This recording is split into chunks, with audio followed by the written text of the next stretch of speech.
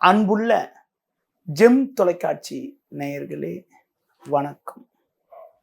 இன்று 4/7/2024 ஆனி மாதம் 20ஆம் தேதி வியாழக்கிழமை. திரியோதசி திதி காலை 5:54 வரை, பின்பு தேய்பிறை சதுர்தசி திதி. மிருகசீர்ஷ நட்சத்திரம் பின்னிரவு 3:54 வரை, பின்பு திருவாதிரை நட்சத்திரம். நாள் முழுவதும் மரண யோகம். மாத சிவராத்திரி. சுப முயற்சிகளை தள்ளி வைப்பது நல்லது. ராகுகாலம் மதியம் 1:30 முதல் 3 மணி வரை. யமகண்டம் காலை 6 மணி முதல் 7:30 வரை. சுப உரைகள் காலை 9 மணி முதல் 11 மணி வரை, மதியம் 1 மணி முதல் 1:30 வரை, மாலை 4 மணி முதல் 6 மணி வரை, இரவு 8 மணி முதல் 9 மணி வரை. இனி இன்றைய கிரக நிலை. மேஷராசியில் செவ்வாய், ரிஷபராசியில் குரு, சந்திரன் ரிஷபராசியில் மாலை 4 மணி வரை, அதன் பின்பு மிதுன ராசியில் சூரியன் சுக்கிரன், கடகராசியில் புதன், கன்னிராசியில் கேது, கும்பராசியில் சனி வக்ரகதியில், மீனராசியில் ராகு. இனி இன்றைய ராசி பலன். மேஷ ராசி நேயர்களே, உங்களுக்கு சூரியனானவர் 3ஆம் வீட்டிலும் 2, 3 ஆகிய ஸ்தானங்களில் சந்திரனும் சஞ்சரிப்பதால் பல்வேறு வளமான பலன்களை பெறுவீர்கள். குரு பகவான் 2இல் வலுவாக சாதகமாக சஞ்சரிப்பதால் பண வரவுகள் சாதகமாக இருந்து ஏற்ற மிகுந்த பலன்களை பெறக்கூடிய ஒரு யோகமானது உங்களுக்கு உண்டு. கொடுத்த வாக்குறுதிகளை எளிதில் காப்பாற்றக்கூடிய ஒரு பலம் உண்டாகும். நல்ல நட்புகள் உங்களை நாடி வரும். நண்பர்கள் மூலமாக ஒரு சில அனுகூலமான பலன்களை பெறக்கூடிய ஒரு வாய்ப்புகள் உண்டு. குடும்பத்தில் ஒற்றுமை மிக மிக சிறப்பாக இருக்கும். புதிய பொருட்களை வாங்கக்கூடிய யோகமானது இருக்கிறது. தொழில் ரீதியாக பார்க்கின்ற பொழுது சந்தை சூழ்நிலை உங்களுக்கு சாதகமாக இருப்பதால் நீங்கள் எதிர்பார்த்த லாபத்தை எளிதில் அடையக்கூடிய ஒரு வாய்ப்புகள் உண்டு. உத்தியோகத்தில் இருப்பவர்களுக்கு வேலை போல இருந்தாலும் அதற்கான ஆதாயத்தை நீங்கள் பெறக்கூடிய ஒரு வாய்ப்புகள் உங்களுக்கு இருக்கிறது. மேலும் வளமான பலன்களை நீங்கள் அடைவதற்கு இன்றைய நாளில் குறிப்பாக நீங்கள் பெருமாள் வழிபாடு மேற்கொள்வது மிகவும் சிறப்பு. ரிஷபராசி நேயர்களே, உங்கள் ராசிக்கு தனஸ்தானமான 2ஆம் வீட்டில் சுக்கிரனானவர் சாதகமாக அமைய பெற்று ஜென்ம ராசியில் சந்திரனானவர் சஞ்சரிப்பதால் ஒரு முன்னேற்றமான பலன்களை நீங்கள் அடையக்கூடிய ஒரு வாய்ப்புகள் உண்டு. உங்கள் செயல்களுக்கு நல்ல ஆதரவு கிடைக்கும். லாபஸ்தானமான 11ஆம் வீட்டில் ராகு சஞ்சரிப்பதால் பிறருக்கு தந்த வாக்குறுதிகளை எளிதில் நிறைவேற்றக்கூடிய ஒரு பலம் உண்டாகும். தொழில் ரீதியாக ஒரு நல்ல வளர்ச்சியினை நீங்கள் அடையக்கூடிய ஒரு வாய்ப்புகள் உங்களுக்கு இருக்கிறது. வேலைக்கு செல்பவர்களுக்கு கடந்த கால பிரச்சனைகள் எல்லாம் தற்போது குறைந்து ஏற்ற மிகுந்த பலன்கள் ஏற்படும். நண்பர்கள் உங்களுக்கு உறுதுணையாக இருப்பார்கள். புதிய யுக்திகளை பயன்படுத்தி உங்களுக்கு இருக்கக்கூடிய மறைமுக பிரச்சனைகளை சமாளிக்கக்கூடிய ஒரு பலம் உங்களுக்கு இருக்கும். கடந்த கால பிரச்சனைகள் எல்லாம் தற்போது விலகி ஏற்ற மிகுந்த பலன்களை அடையக்கூடிய ஒரு இனிய நாளாக இன்றைய நாள் இருக்கிறது. மேலும் வளமான பலன்களை நீங்கள் அடைவதற்கு குறிப்பாக கால பைரவரை வழிபாடு செய்வது மிக மிக நல்லது. மிதுன ராசி நேயர்களே, ஜென்ம ராசியில் சூரியன் 12ஆம் வீட்டில் சந்திரனானவர் சஞ்சாரம் செய்வதால் நீங்கள் எதிலும் சற்று நிதானத்தோடு பொறுமையோடு செயல்படுவது நல்லது. மாலை 4 மணிக்கு மேல் சந்திரனானவர் ஜென்ம ராசியில் சஞ்சரிப்பார். நீங்கள் சற்று விட்டு கொடுத்து சென்றால் ஒரு சில வளமான பலன்களை பெறலாம்.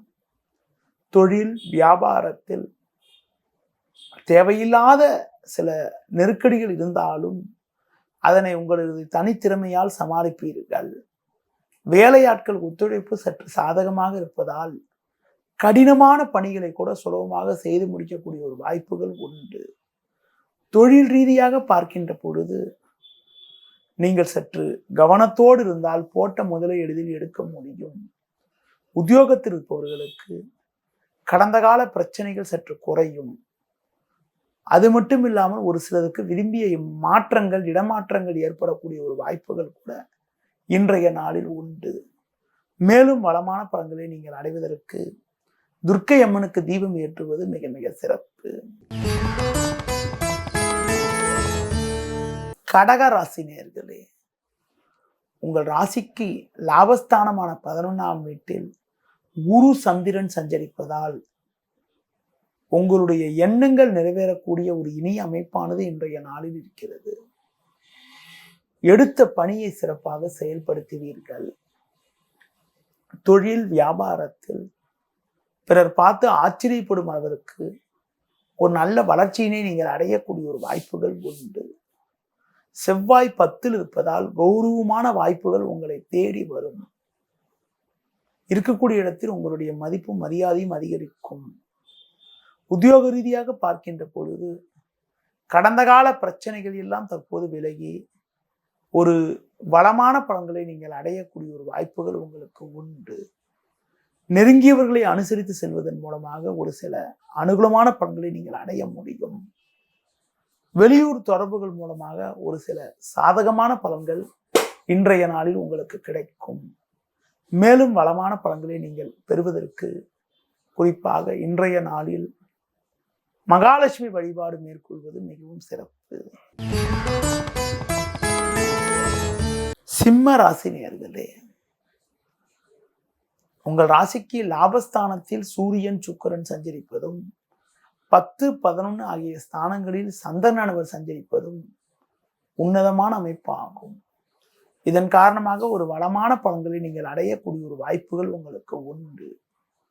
தொழில் ரீதியாக புதிய யுக்திகளை பயன்படுத்தி ஒரு முன்னேற்றத்தை நீங்கள் அடைவீர்கள். உங்கள் செயல்களுக்கு நல்ல ஆதரவு கிடைக்கும். கொடுத்த வாக்குறுதிகளை எளிதில் காப்பாற்றுவீர்கள்.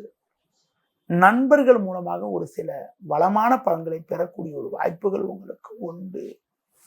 தொழிலில் பார்க்கின்ற பொழுது ஒரு சில நல்ல மாற்றங்கள் ஏற்படும்.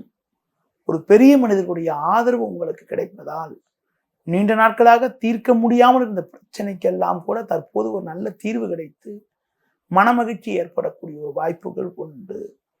உத்தியோகத்தில் இருப்பவர்களுக்கு கடந்த கால பிரச்சனைகள் எல்லாம் தற்போது விலகி ஏற்ற மிகுந்த பலன்கள் ஏற்படக்கூடிய ஒரு வாய்ப்புகள் உங்களுக்கு உண்டு.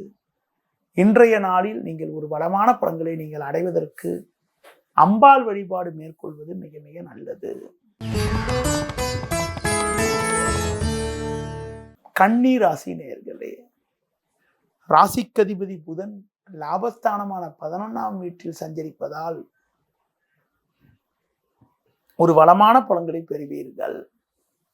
சூரியன் சுக்கிரன் போன்ற கிரகங்கள் 10ல் சஞ்சரிப்பதால் இருக்கக்கூடிய இடத்தில் உங்களுடைய மதிப்பும் மரியாதையும் அதிகரிக்கும். நண்பர்கள் மூலமாக ஒரு சில வளமான பலன்களை பெறுவீர்கள். தொழிலில் புதிய யுக்திகளை பயன்படுத்தி ஒரு நல்ல வளர்ச்சியினை நீங்கள் அடையக்கூடிய ஒரு வாய்ப்புகள் உண்டு. கொடுத்த வாக்குறுதிகளை எளிதில் காப்பாற்றுவீர்கள். பயணங்கள் மூலமாக ஒரு சில வளமான பலன்கள் கிடைக்கும். உத்தியோகத்தில் இருப்பவர்களுக்கு மற்றவர்களால் முடிக்க முடியாத பணிகளை கூட நீங்கள் தலையிட்டு சிறப்பாக செய்து முடித்து நல்ல பேர் எடுக்கக்கூடிய ஒரு வாய்ப்புகள் இன்றைய நாளில் உண்டு. மேலும் வளமான பலன்களை நீங்கள் அடைவதற்கு குறிப்பாக முருக வழிபாடு மேற்கொள்வது மிகவும் சிறப்பு. துலா ராசி நேயர்களே, உங்கள் ராசிக்கு அஷ்டமஸ்தானமான 8ஆம் வீட்டில் சந்திரன் குரு சஞ்சரிப்பதால் நீங்கள் சற்று நிதானத்தோடு செயல்பட வேண்டும். அலைச்சல்கள் அதிகப்படியாக இருக்கும். எளிதில் முடிய வேண்டிய காரியங்கள் சற்று தாமதமாகும். எந்த விஷயத்திலும் யோசித்து செயல்பட வேண்டும். தொழில் ரீதியாக பார்க்கின்ற பொழுது உங்களுக்கு தற்போது சில நெருக்கடிகள் காலை வேளையில் இருக்கும். குறிப்பாக மாலை 4 மணி வாக்கில் உங்களுக்கு சந்திராஷ்டம் முடிவதால் மாலை வேளையில் ஒரு சில சாதகமான பலன்கள் கிடைக்கும். ஏதாவது ஒரு புதிய முயற்சிகளை நீங்கள் மேற்கொள்ள வேண்டும் என்ற எண்ணத்தோடு நீங்கள் இருந்தால் இன்று மாலை 4 மணிக்கு மேல் மேற்கொள்வது நல்லது. அதற்கு முன்பு சந்திராஷ்டம் இருப்பதால் பொதுவாக ஒரு சில காரியங்களை தள்ளி வைப்பது மிக மிக நல்லது. உத்தியோகத்தில் இருப்பவர்களுக்கு உங்களுக்கு ஒதுக்கப்பட்ட பணியில் மட்டும் நீங்கள் சற்று கவனத்தோடும் நிதானத்தோடும் இருந்தால் இருக்கக்கூடிய நெருக்கடிகளை சமாளித்து ஒரு சில வளமான பலன்களை அடையக்கூடிய ஒரு வாய்ப்புகள் இன்றைய நாளில் உண்டு. மேலும் வளமான பலன்களை இன்றைய நாளில் நீங்கள் அடைவதற்கு குறிப்பாக சிவன் ஸ்தலங்களுக்கு சென்று வருவது மிக மிக நல்லது.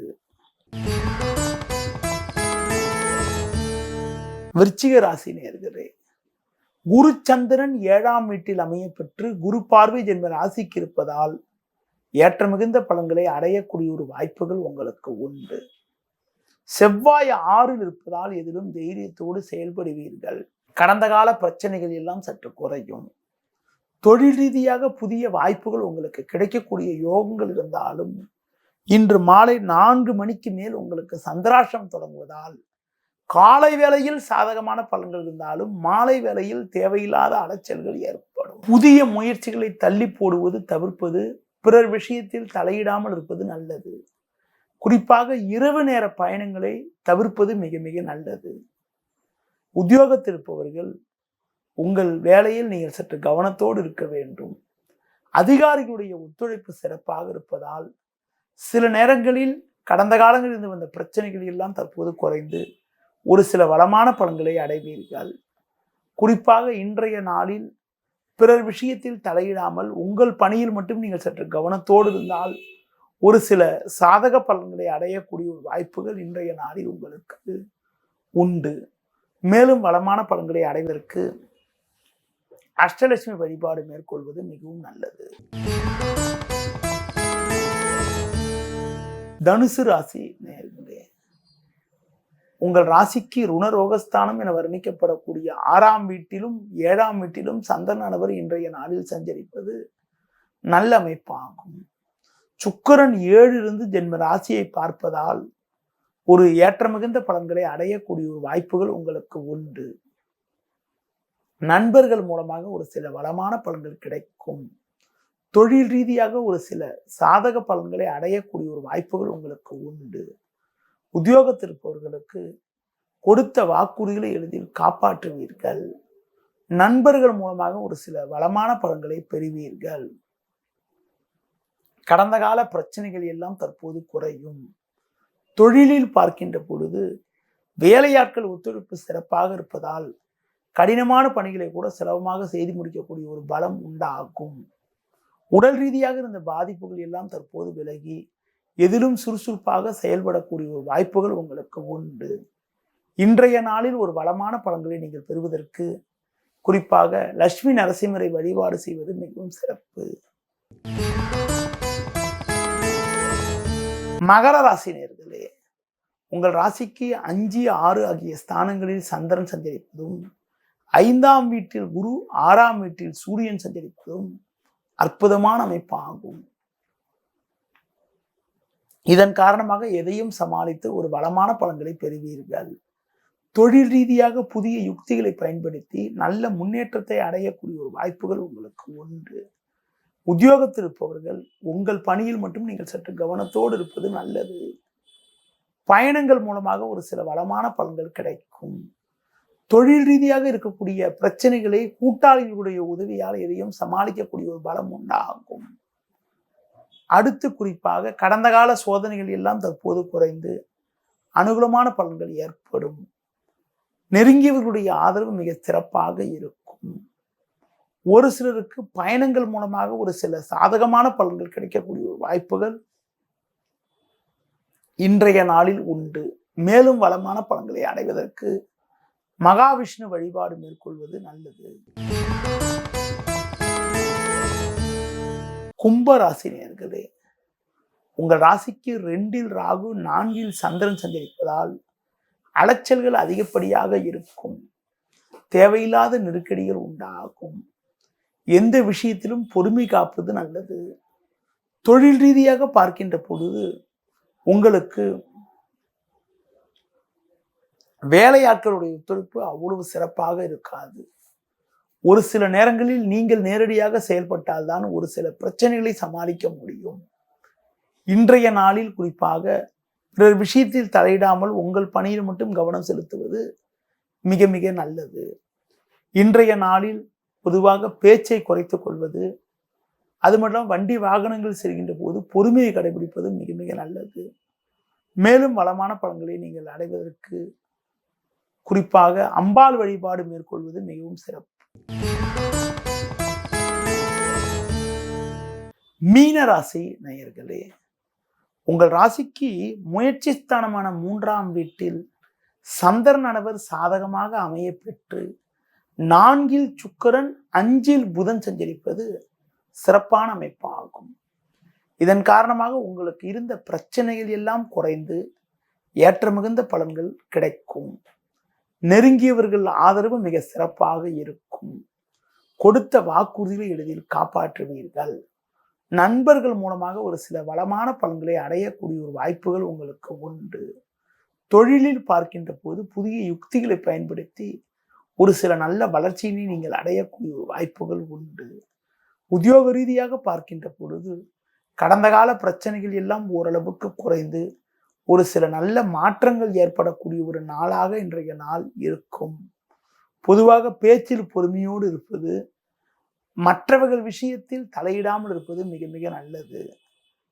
நேயர்களே, இன்றைய நாளில் ஒரு வளமான பலன்களை நீங்கள் பெறுவதற்கு முருகப்பெருமானை வழிபாடு செய்வது மிக மிக நல்லது.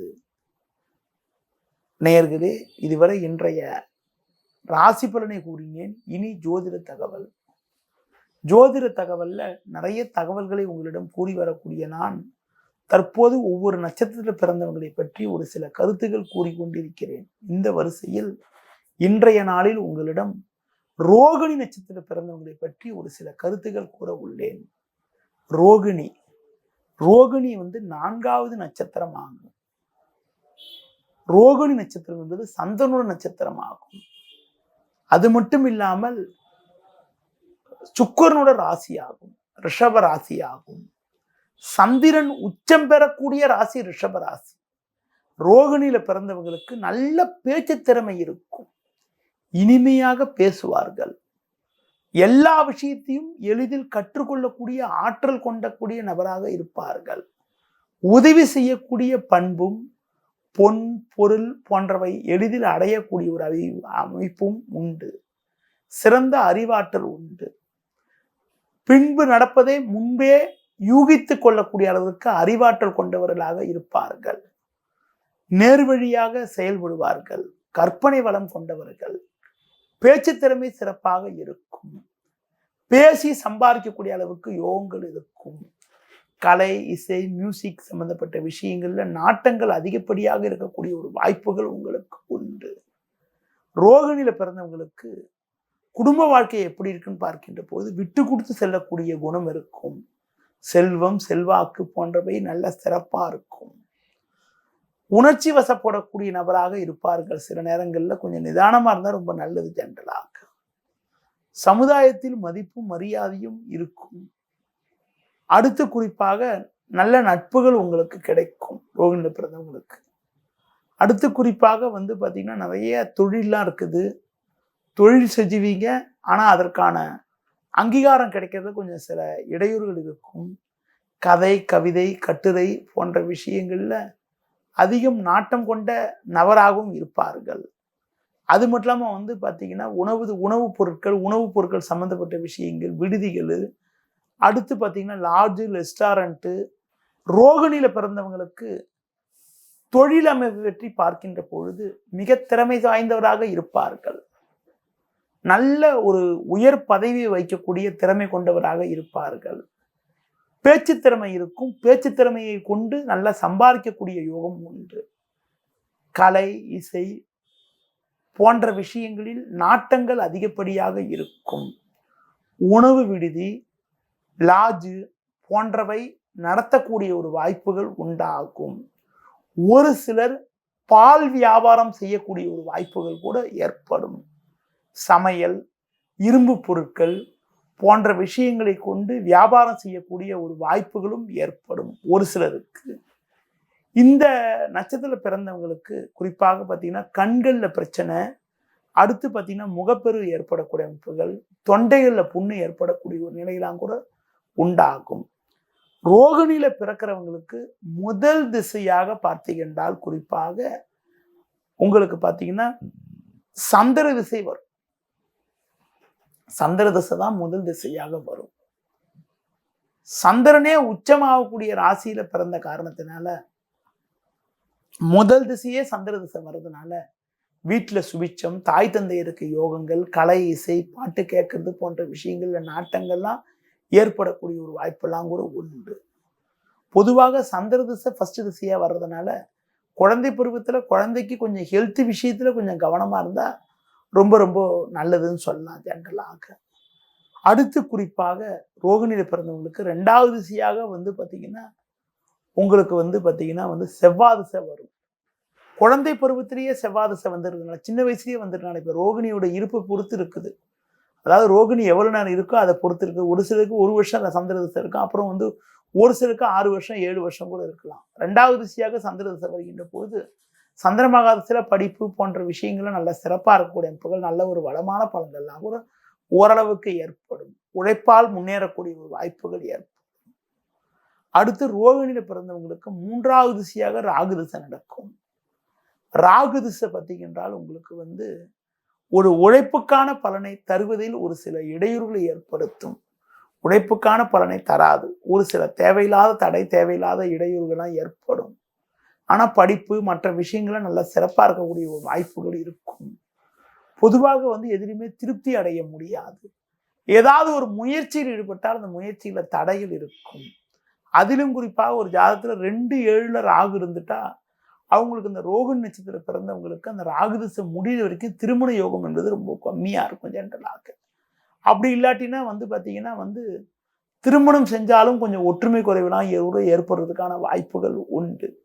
எந்த ஒரு ஜாதகத்துல லக்னத்துக்கு 2-7 ராகு இருந்து ராகுவோட திசை கல்யாண வயசுல வருதோ அவங்களுக்கு அந்த பீரியட்ல கல்யாணம் நடத்துறதுல கொஞ்சம் தேவையில்லாத தடங்கள் இருக்கும். கல்யாண விஷயத்துல தேவையில்லாத பிரச்சனைகளாம் கூட ஏற்படுவதற்கான ஒரு சூழல் உண்டாகும்.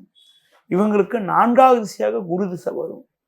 குரு திசை தான் நல்ல ஒரு வளர்ச்சியும், நல்ல ஒரு வளமான பலன்களையும், நல்ல ஒரு முன்னேற்றத்தையும் தரக்கூடிய ஒரு வாய்ப்புகளை உங்களுக்கு கொடுக்கும்.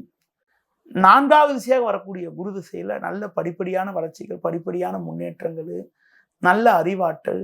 ஒரு சிலருக்கு ராகு திசையில கல்யாணம் நடக்காம உங்களுக்கு பார்த்தீங்கன்னா குரு திசை தொடங்கணுன்னே கல்யாணம் நடக்கக்கூடிய ஒரு வாய்ப்பு கொடுக்கும்.